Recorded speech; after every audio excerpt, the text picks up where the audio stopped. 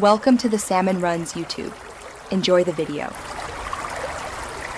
In this video, I will explain how to use Nissan Rogue Shifter.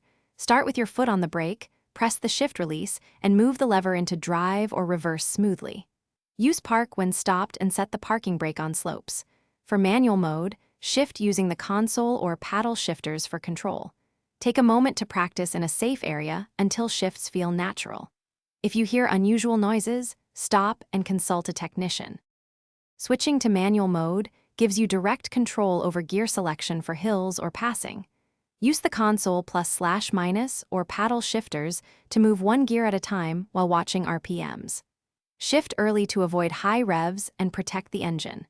Downshift before steep descents to use engine braking. Practice smooth, deliberate shifts in a quiet area so you build confidence without traffic pressure.